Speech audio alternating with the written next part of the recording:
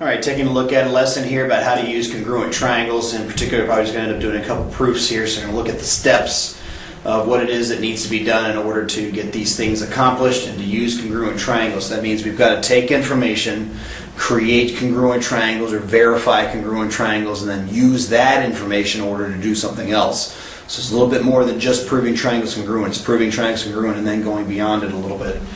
All right, so 3 steps. We need to get the triangles to be congruent, just like you've been doing. Then we're going to use this thing called CPCTC, which means once the triangles are congruent, this is the corresponding parts of congruent triangles are congruent, and what that means is once the triangles are already congruent, any corresponding pieces are also congruent, then I use that information in order to prove whatever I'm doing. So when I say finish it up there, I mean to prove what it is that's being asked for in that particular case.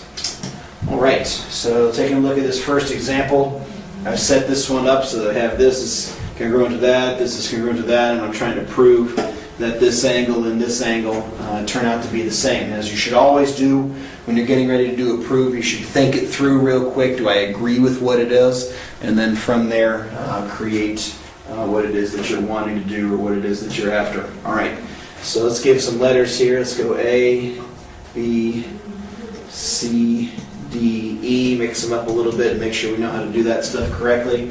So the first thing I'm going to do is try to decide if I agree with this particular property. Are those two angles the same?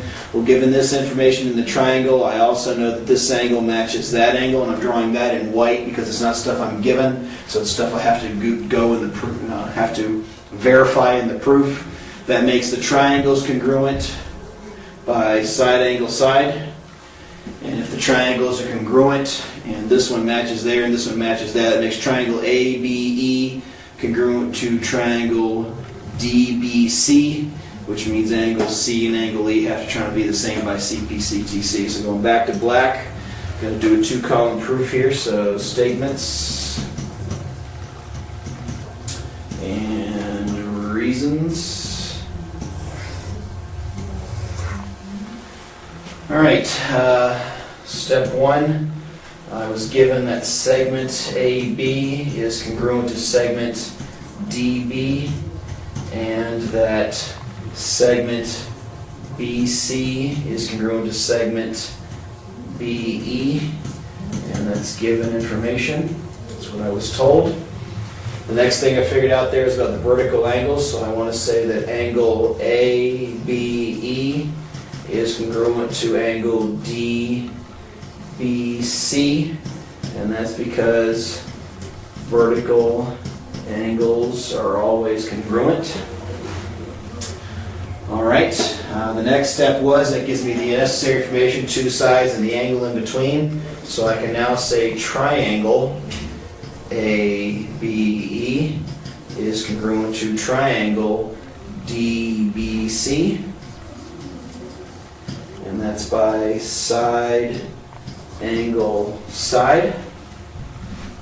And then this is easy to finish up, just a 4-stepper here. We have that angle E is congruent to angle C, which is what I was trying to prove, and that's by CPCTC. That means that now that the triangles are congruent, the corresponding pieces, in this case angles C and E of the congruent triangles, turn out to be congruent as well. Okay, so that's our first example, using congruent triangles in order to prove something else. Very useful thing, particularly when we get to polygons, and you have to prove the different properties of polygons. This stuff's going to come into play a good deal. All right, second example. Let's throw some letters on this guy as well. We're going to go with A, B, C, and D up here at the top. Looks like I was given that B is a midpoint and that this thing is perpendicular. So, going to white here real quick, that means there's a right angle here as well. I don't need to put that in the proof because the right angle is assumed there. But I do know these 2 triangles share this side here. So that gives me SAS again. And if it's SAS again, that means this triangle is congruent to this triangle. And that means this side is congruent to that side. I should use a double mark there.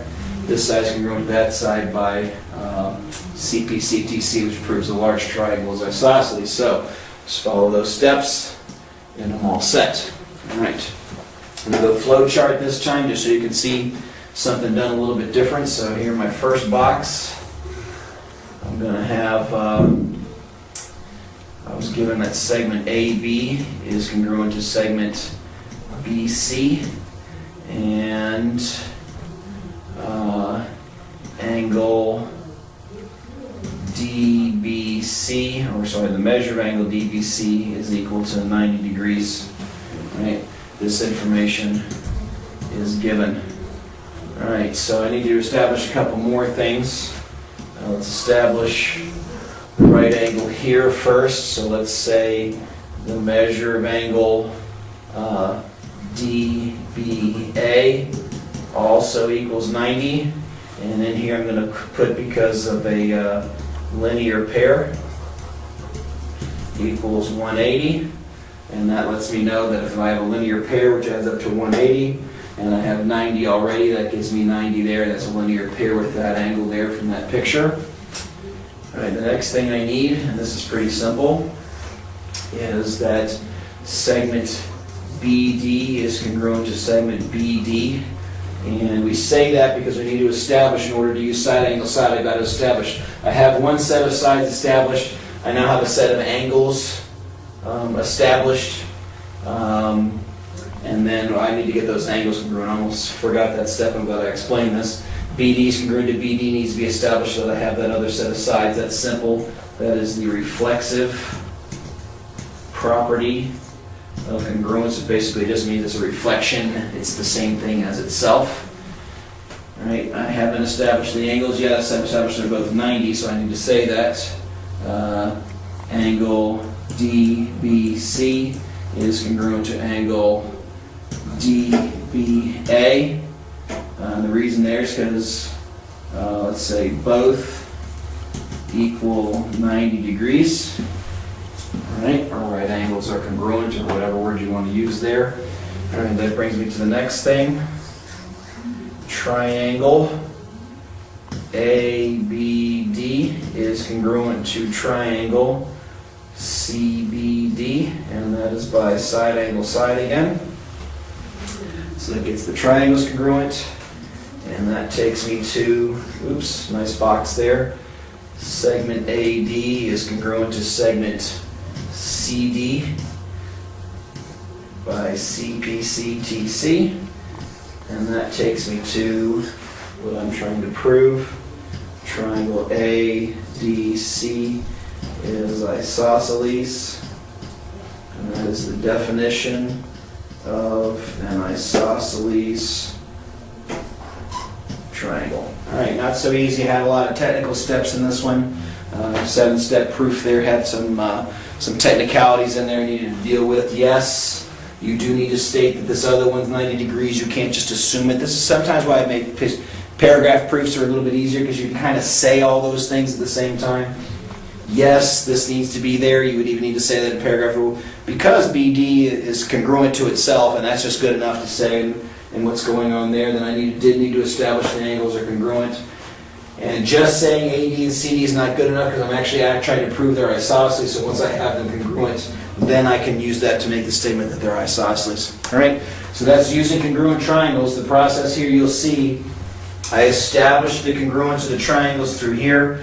I used the congruence of the triangle here, and then I ended up using it again in order to actually finish out with what was happening. All right, so that's using congruent triangles. A couple examples. You start getting confused on this stuff, make sure you take a look and talk to your teacher. Make sure you do your practice, put your brain in it so that you can try to figure out what's going on.